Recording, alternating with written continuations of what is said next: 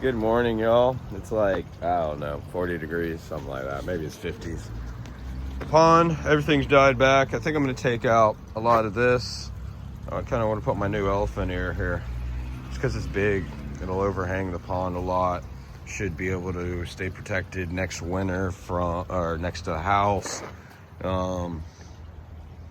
Monstera died this year, y'all. Monstera died. But, yeah.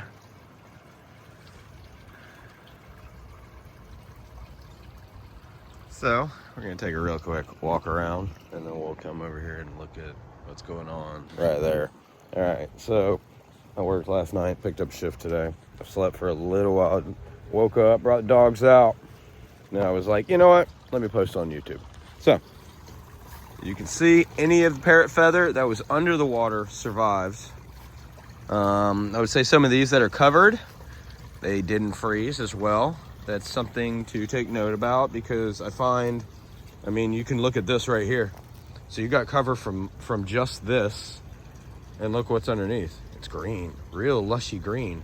But then you go right outside this little bubbled area and everything's dead. There's no cover to protect it. All right, so that's one thing I've been noticing is, and I say that because the tree I just took out over there. Jeez, this thing likes focus in my hand. Anyway, the tree that was right there, when I took it, or before I took it out, I took note last year of the grass underneath the tree branches stayed green. Like, even though it was yay high, a couple feet off the ground, this whole area stayed green. And you see how that has stayed growing. That didn't have an issue last year. Where that one's the same age. Those are Japanese plums. So I also put down a cedar this year. So I have a cedar right there, little guy. I've got, let's do this. Can't adjust my zoom correctly. Anyway, this thing is something my mom gave me.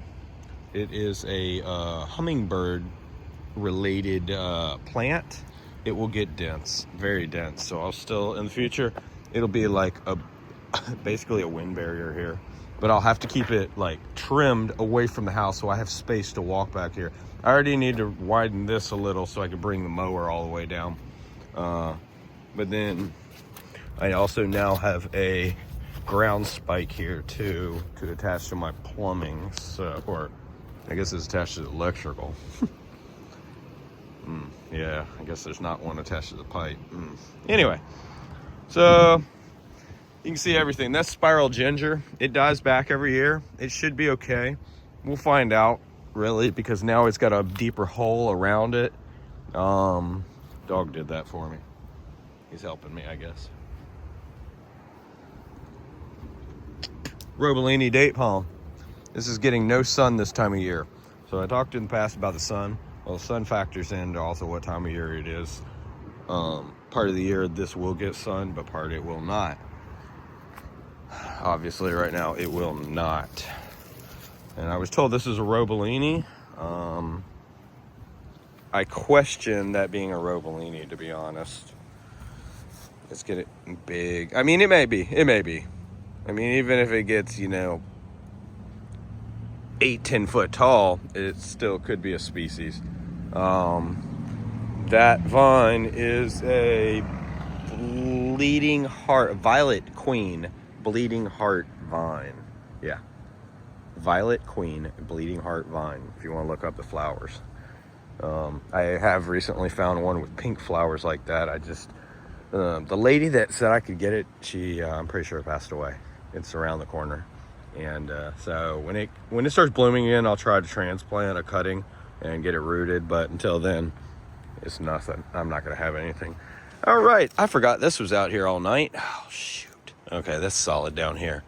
But it got mushy in there a little bit. And these are mushy. So probably from about here up is going to die, is my guess. Yeah, right in there. Anyway, that's a plumeria. All my plants here look like they've died back a bunch. This is Eryngium prostratum. It has little blue balls. This stuff grows like wildfire. Let me tell you, if you can keep the bugs off this, it spreads like wildfire, y'all. It dies back super easy too, but very interesting. I don't know why it's as uncommon as it is in this state versus more common and actually sold in other states. Something like that is what you're gonna find at a flea market, in my opinion. Yeah, really, I'm just hoping everything comes back. Okay, so here's the Theriodactylifera. This was one that was in the same size pot or same design pot as that, and then the dog knocked it down, broke it. It's been in this pot ever since. Obviously it just tips died back, it looks like, but the Majesty palm back there, she's gone. I highly doubt that's coming back. And it wasn't expensive. It was a on sale at Lowe's kind of deal, but I ended up letting it get hit by the cold. But these two were the same age as that. This one might be done. I mean, those roots feel good, but yeah, she might be done. Obviously, I need to put more dirt in here. They've weathered back, but you see how that one's grown so high, and now the roots are pushing the soil out. That just started happening. But they've all been raised the same, and now these two are having issues. But I didn't cover last night. So anyway, y'all, I just wanted to share some of what's going on. This is my new elephant ear that will not be hearing until March, and it's pretty deaf right now. It's not dead, it just can't hear shit. It's deaf. I don't see them in here, but this is where I put a bloodworm, I believe, unless the bloodworm's in that one. And then I put the lid to keep the mosquitoes out because I put a screen over it. One of the bloodworms in the back was froze the other day and was moving around yesterday. So I think that project is to be seen. We will we'll address that when we get there and when I have more information myself. I haven't really looked up the bloodworms at all. Just kind of looked into Daphnia, and even the Daphnia, when the temperatures hit summer this year, August, that's when those things are going to die off for me. They can't handle the higher temps. So that's something to be seen. We'll figure all that out. I forget the name of these things. The stems on this will turn a pink.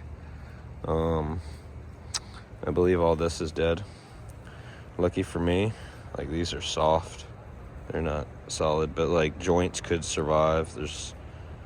They could survive. I tried to mat everything down. I've got more of this inside. It grows in the crock skink tank pretty well. And so, and also the, here's froggy poop.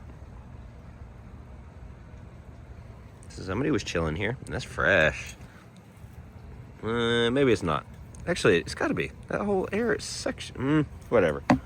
Still looks like frog poop. Yeah, I got more I can bring out here and replace that. That's been on the front patio, growing in the corner, and doing extremely well.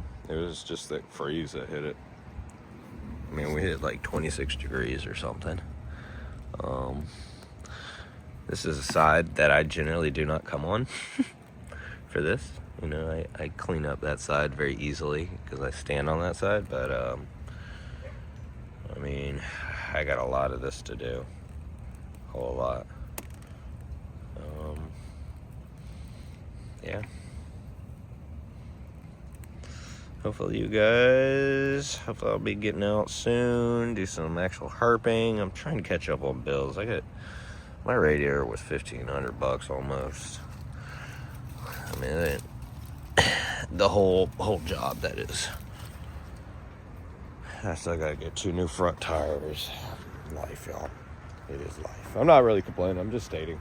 There's a lot going on, so you guys are kind of aware why I'm not getting out, that kind of thing. Just trying to catch things up. Make sure my vehicle's in condition to go sleeping in it. I mean, 10 hours with a quarter tank of gas to sleep with the AC blasting, and that's much cheaper than a hotel. I've got a head gasket issue that's got another $1,000 or so to fix it on this vehicle. Figure that out. I mean, I'm not too concerned about that one right now, but I got a P045 445 P044. I don't know. I forget the code now. It's a vacuum, exhaust vacuum. I'm no mechanic, but I'm losing fuel because of it. Seems to affect things when I go fast. It also seems to affect my AC, because I just had that replaced within the past 2 years, and there's no AC now. So there's a lot to tackle, y'all, and some of this I can neglect, but some of it has to continue. I mean, plants or whatever, but like animals, they don't get they don't let me take a day off, you know. I mean, they do and they don't. I'm just saying,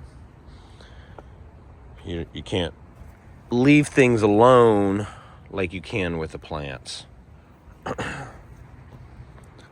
And you see the results of it with the plants, so let's be real.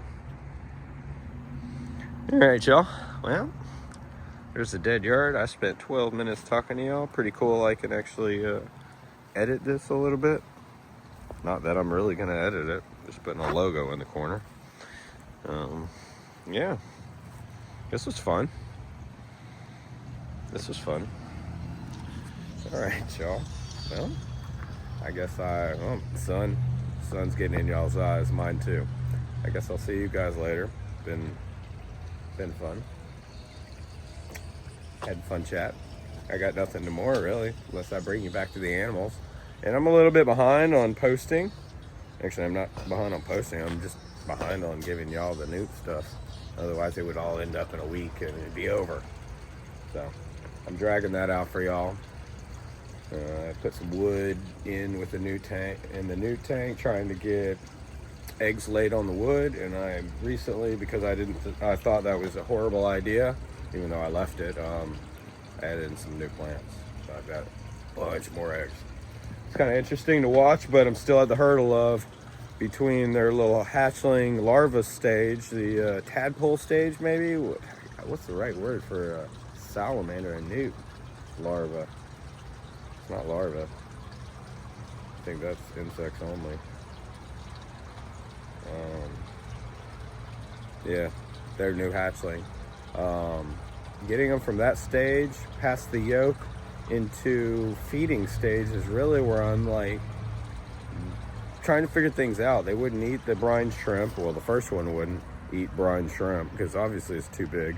Maybe they do nibble on this stuff like tadpoles, but I'm not seeing that.